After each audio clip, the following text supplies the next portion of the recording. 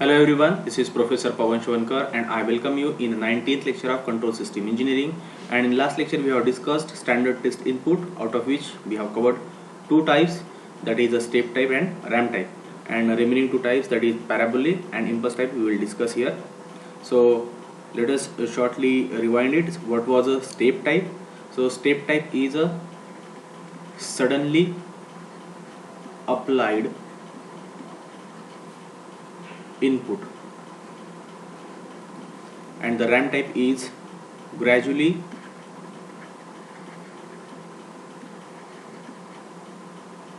or with constant rate applied input. Then what is a parabolic? So next slide में discuss करते हैं. देखो step type में क्या था कि इनपुट सडनली अप्लाई हुआ था. रैम टाइप में यही इनपुट कांस्टेंट रेट से अप्लाई हो रहा है, इसलिए 45 का कर्व बन रहा है, इंक्लाइन लाइन बन रही है. ओके. और अब है parabolic type of input. So before definition, let us see the graph. On x-axis it is time and on y-axis it is input. So parabolic input क्या है? Parabolic input is a type of input which is a 1 degree faster than ramp input. तो ramp input क्या था? किसी constant line ऐसा शुरू हो रहा था 45 डिग्री का. पैराबोलिक इससे 1 डिग्री फास्टर है, तो ये आगे जाके थोड़ा सा कर्व्ड होके ऐसा प्रोसीड करेगा. Okay. And line should be curved smooth. So this is known as a parabolic input. So it is 1 degree faster than ramp input. 1 degree faster than ram input. और इसका जो स्टाइल है input show करने का वो है AT²/2, where A is magnitude and T²/2 is a type of input. जहाँ पे भी लिखा होगा T²/2 मतलब वो क्या है? पैराबोलिक इनपुट है. देखो हमने पहला जो देखा था स्टेप टाइप इनपुट, उसमें इनपुट क्या है? A/, और A सिंपली A. सेकंड था रैम टाइप, तो वो था AT. अब तीसरा हमने देखा है पैराबोलिक टाइप, तो ये है AT²/2. इसके जो लैप्लास फॉर्म वो भी हमने देखे थे, ये टाइम डोमेन में है. अब लैप्लास डोमेन में देखो, A को हम लिखेंगे A/S, AT को लिखेंगे A/S², और ये होता है A/S³. ओके. सो पैराबोलिक इनपुट क्या है? It is 1 degree faster than ramp input और मैग्नीट्यूड है AT²/2. तो लिखेंगे क्या हम? Reference input is AT²/2 when time is equal to और greater than 0 and R(s) equal to 0 when T is less than 0. Okay. And in Laplace form R(s) equal to A/S³. A क्या है इसमें का? Magnitude. Okay. And 1/S³ क्या हो गया? Type of input. तो T²/2 ये टाइम डोमेन में पैराबोलिक इनपुट हो गया और 1/S³ ये लैप्लास फॉर्म में हो गया. ठीक है. हमें हर बार लैप्लास फॉर्म का ही काम पड़ेगा, तो ये हमें याद रखने हैं. ये अगर स्टेप टाइप इनपुट है तो A/S, अगर रैम टाइप है तो A/S², और पैराबोलिक है तो A/S³. ओके. समटाइम्स इनपुट में गिवन इन टाइम डोमेन, तो अगर टाइम डोमेन में लिखे हुए रहेंगे, दिए हुए रहेंगे, तो A, AT and AT²/2. And the last type is impulse type. Impulse type of input. Impulse generally हम यूज़ नहीं करेंगे, बट गिवन है, तो उसको डिफाइन कैसे करते वो एक बार देख लेते. इसका न्यूमेरिकल में यूज़ नहीं रहेगा. सो input, impulse input is a type of input which is suddenly applied with a high amplitude. It is it is the input which applied instantaneously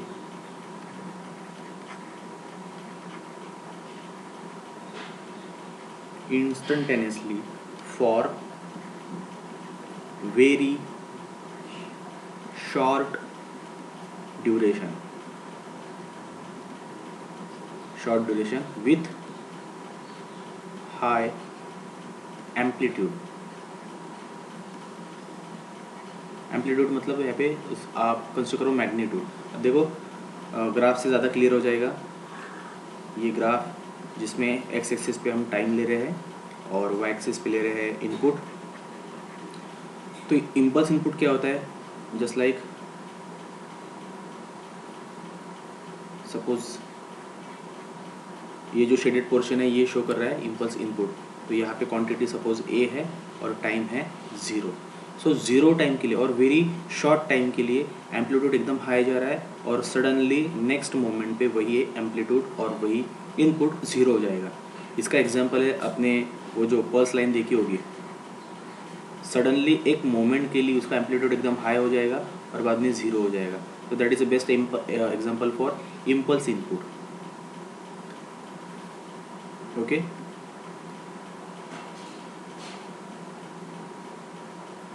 ये इरेज कर देता हूँ मैं।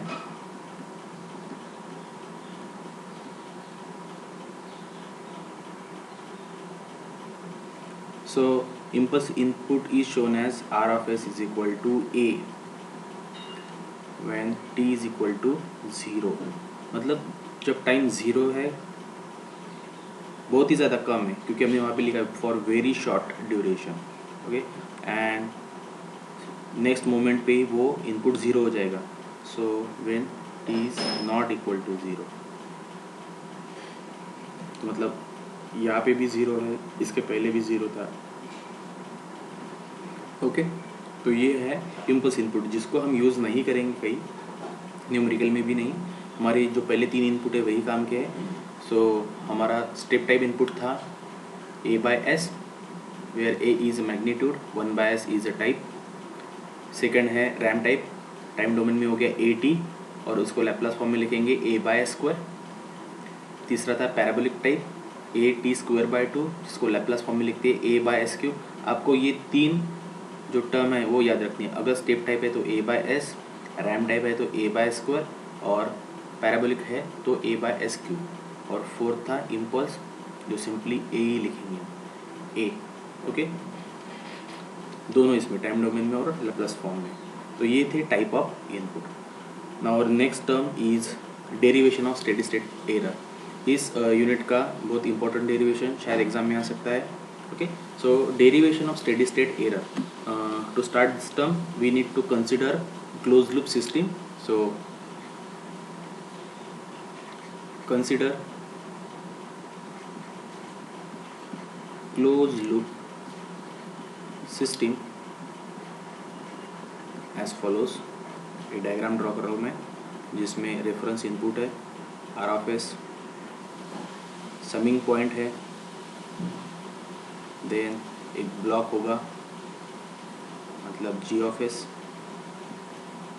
देन एक आउटपुट होगा C of S, एक feedback element होगा H of S,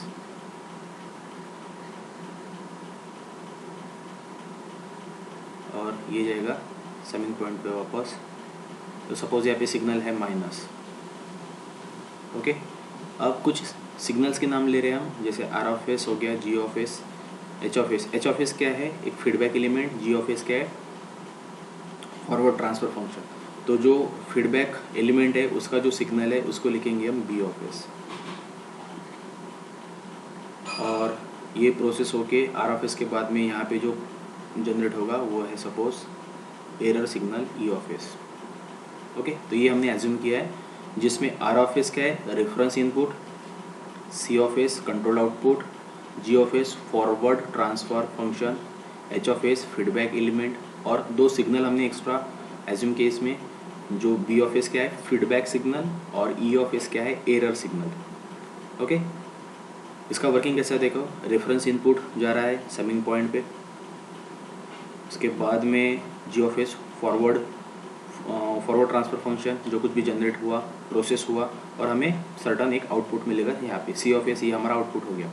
अब वो आउटपुट अगर आपके एक्सपेक्टेशन के हिसाब से नहीं है तो ये सिग्नल फीडबैक एलिमेंट सेंस करेगा, उसका फीडबैक सिग्नल जो रहेगा बी ऑफ एस वो फिर से समिंग पॉइंट पे जाएगा और वहाँ पे फिर से प्रोसेस होगा। तो ये जो एरर सिग्नल एक जनरेट होगा यहाँ पे कि इस सिस्टम में इतना एरर था, फिर से प्रोसेस हो रहा है। सपोज़ आपकी सिस्टम पहले 97% आउटपुट दे रही थी, तो जो 3% का लैग था वो फीडबैक एलिमेंट ने सेंस करके फीडबैक सिग्नल समिंग पॉइंट पे दिया, प्रोसेस हुआ। सपोज़ अब आपको आउटपुट मिल रहा है 98%, तो ये हर बार एक एरर सिग्नल शो करेगा कि पहले 3% का एरर था, अब 2% का एरर है। ठीक है, आप जैसे जैसे उसकी प्रोसेसिंग जो सिग्नल है आप जैसे जैसे एडिट करते जाओगे वैसे वैसे आपका आउटपुट अपडेट होता जाएगा। तो ये एरर सिग्नल हो गया जो बताएगा कि 1% का एरर है, 2% का एरर है, 3% का एरर है। Okay, that's it. तो ये हो गई हमारी क्लोज लूप सिस्टम। इससे पहले भी पहले यूनिट में ब्लॉक डायग्राम रिडक्शन में हमने सिंपल और कैनोनिकल फॉर्म ये पढ़ा था, जिसमें हमने क्या फाइंड आउट किया था, C of S by R of S, मतलब सिस्टम का output efficiency C of S by R of S हमने फाइंड आउट किया था। अब डायग्राम वही है, यहाँ पे हमें फाइंड आउट करना है स्टेडी स्टेट एरर। तो एरर की वैल्यू मतलब ई ऑफ एस, किसी भी सिस्टम का एरर क्या रहेगा वो हमें यहाँ पे डिस्कस करना है। ठीक है, सो स्टार्ट करते हैं डायग्राम से। डायग्राम से सिग्नल की जो रिलेशन इक्वेशन बनेंगे वो हमें सबसे पहले बनानी है। ओके, सो पहले हम स्टार्ट करते हैं E of S C. So from diagram E of S equal to, अब E of S equal to क्या हो जाएगा, ई ऑफ एस कहाँ पे बन रहा है कि जब आर ऑफ एस और B of S summing point पे ऐड या सब्ट्रैक्ट हो रहे हैं। देखो आर ऑफ एस का सिग्नल क्या है, कुछ भी नहीं है, मतलब पॉजिटिव है, और बी ऑफ एस का सिग्नल दिया है minus. So E of S क्या रहेगा, उसके पहले का part R of S plus और माइनस है बी ऑफ एस। क्लियर, ये हमने डायग्राम से लिखा है। Next B of S, B of S की वैल्यू अगर कैलकुलेट करते हैं तो बी ऑफ एस क्या है, बी ऑफ एस के पहले का पार्ट है एच ऑफ एस, और ये प्रोसेस होने के बाद में एक आउटपुट इसमें आ रहा है, आउटपुट सी ऑफ एस इसमें भी जा रहा है और आउटपुट सी ऑफ एस इसमें भी आ रहा है। Got it. So B of S की वैल्यू क्या हो जाएगी, B of S is H of S into C of S. यहाँ पे इंटू क्यों, क्योंकि समिंग पॉइंट पे हम प्लस और माइनस यूज़ करते हैं, बाकी सभी जगह पे मल्टीप्लिकेशन यूज़ होगा। क्लियर, तो ये हो गया ई ऑफ एस और बी ऑफ एस। अब देखो बी ऑफ एस की वैल्यू हमने लिखी H of S into C of S, तो यहाँ पे यही वैल्यू यूज़ कर सकते हैं हम। तो इक्वेशन सपोज ये 1 हो गया, so equation 1 E of S, E of S की इक्वेशन में बी ऑफ एस की वैल्यू हम अपडेट कर देंगे। सो ई ऑफ एस क्या है, R of S minus B of S क्या है, H of S into C of S. Clear, ये हो गया इक्वेशन नंबर 2 अब E of s equal to R of s minus H of s into C of s. Now C of s को क्या लिख सकते हैं हम, ये है C of s, आउटपुट कैसे बना, E of s और G of s का मल्टीप्लिकेशन होके C of s बना। So C of s equal to E of s into G of s। Okay, तो देखो अभी इक्वेशन जो 2 है, इक्वेशन 2 मतलब ये वाला, इसमें ये सी ऑफ एस है, उसको हम रिप्लेस करेंगे ये पार्ट से E of S G of S है। सो अगेन इक्वेशन 2 बन गया E of S equal to R of S minus H of S into C of S है, और सी ऑफ एस की वैल्यू है ई ऑफ एस और G of S, H of S into E of S into G of S. Clear है, देखो E of S equal to R of S minus H of S into E of S into G of S. अब हमारा final M क्या है इस part का, इस derivation का, to derive relation for steady state error, और error हमने शो किया ई ऑफ एस से, मतलब हमें फाइनली ई ऑफ एस की वैल्यू फाइंड आउट करनी है। अब इक्वल टू साइन की इधर भी ई ऑफ एस है और यहाँ पे भी है, तो ई ऑफ एस वाली सभी टर्म हम एक जगह पे लाते हैं। तो देखो ई ऑफ एस और इक्वल टू है, बाद में है minus H of S, E of S, G of S. तो ये पूरी की पूरी टर्म में इक्वल टू साइन के इस साइड में लेके आ रहा हूँ। सो ये हो गया plus E of S into H of S into G of S. बस मैंने ई ऑफ एस पहले लिखा, एच ऑफ एस बाद में लिखा, नहीं लिखा तो भी चलेगा क्योंकि सभी मल्टीप्लिकेशन में, ठीक है। तो E of S plus H of S, E of S, G of S इधर लाया, इक्वल टू साइन की उधर क्या बचेगा, R of S. Got it. Next slide पे चलते हैं। अब इस साइड से हम अगर ई ऑफ एस कॉमन निकालते हैं तो ब्रैकेट में क्या बचेगा देख लो एक बार। ई ऑफ एस यहाँ से कॉमन निकाला तो यहाँ पे है 1 और यहाँ पे H of S, G of S. So E of S अगर हमने कॉमन निकाला है तो 1 प्लस एक जी ऑफ एस है और एक एच ऑफ एस है, और इक्वल टू साइन की इस साइड में है आर ऑफ एस लिखा हुआ। So now we can find E of S equal to error signal equal to R of S by 1 plus G of S into H of S, ठीक है। तो ये डेरिवेशन अभी complete नहीं हुआ है, लेकिन हमने एरर सिग्नल की वैल्यू फाइंड आउट कर ली है। हमें स्टेडी स्टेट एरर की वैल्यू निकालना है, ये एरर सिग्नल है।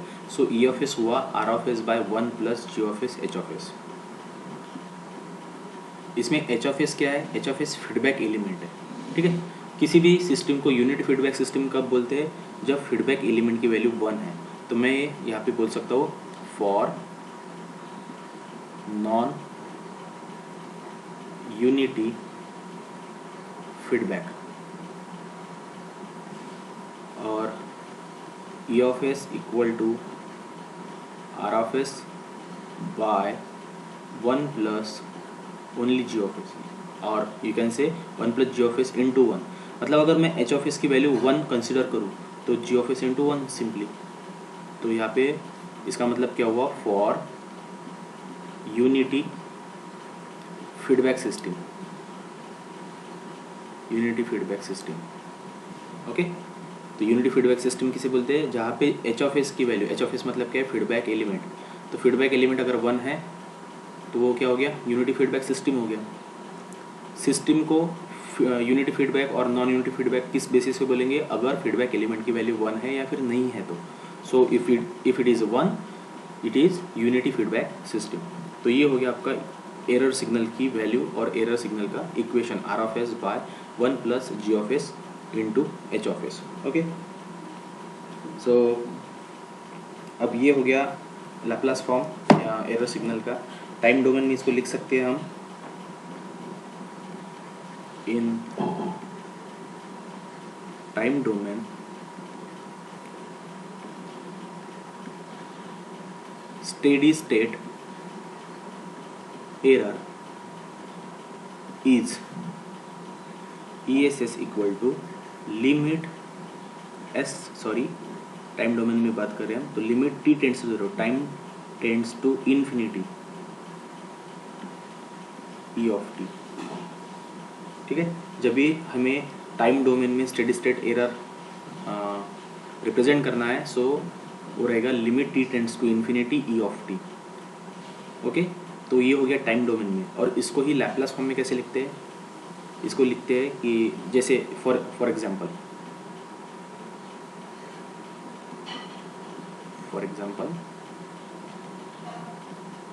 जैसे इक्वेशन आपके पास में limit t tends to infinity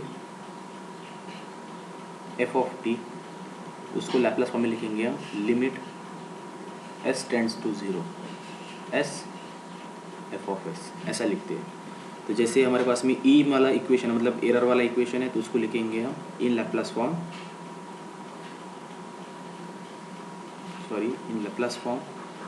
ESS equal to limit t tends to infinity था, हमें लैप्लास फॉर्म में चाहिए, so s tends to 0 s into E of S, जिसमें ई ऑफ एस आ गया अभी। तो ई ऑफ एस क्या है, ये एरर सिग्नल है। तो ये हो गया complete equation for steady state error. तो इसमें बस हम ई ऑफ एस की वैल्यू पुटअप कर देंगे, ठीक है। ये जो पार्ट हमने लिखा है ये क्या है, actual equation of steady state error but in time domain. ESS is limit t tends to infinity E of t। और लैप्लास फॉर्म में लिखते हैं उसको limit S tends to zero as पर इक्वेशन, जैसा टाइम डोमेन का Laplace form में conversion जो होता है मैथमेटिकली उसके हिसाब से। So limit S tends to zero S into E of S. तो यहाँ पे ई ऑफ एस जो है वो क्या है, एरर सिग्नल, जिसको हमने ऑलरेडी डिराइव कर लिया है। ठीक है, तो हम नॉन यूनिटी फीडबैक सिस्टम के लिए पूरा का पूरा जो इक्वेशन ई ऑफ एस का वो उसको रिप्लेस करेंगे। So hence steady state error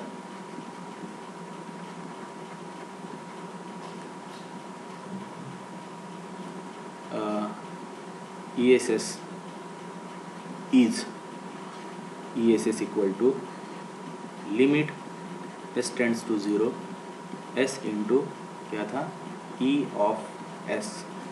तो इसको ये हम कंटिन्यू करेंगे, limit s tends to zero s into E of S की वैल्यू क्या थी, R of S by 1 plus G of S into H of S। ये था आपका steady state error. This is the complete form और complete equation of steady state error in Laplace form, जिसमें क्या है, आर ऑफ एस क्या है, reference input है, जी ऑफ एस क्या है, forward transfer function, H of S क्या है, फीडबैक फंक्शन। ओके, तो अगर हम बात करें कि स्टेडी स्टेट एरर किन किन चीज़ों पे डिपेंड करता है, तो ऑब्वियसली रेफरेंस इनपुट पे डिपेंड करेगा, जी ऑफ एस पे डिपेंड करेगा, एच ऑफ एस पे डिपेंड करेगा। हेंस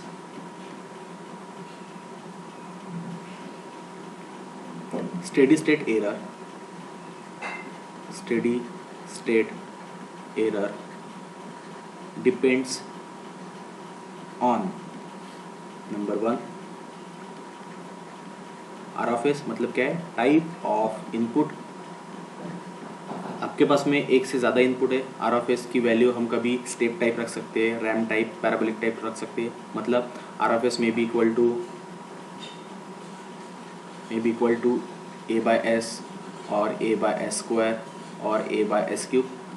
ये हुआ step type, RAM type, parabolic type. ठीक है, तो जितने हम इनपुट चेंज करेंगे उसके हिसाब से हमें स्टेडी स्टेट एरर की वैल्यू अलग अलग मिलेगी।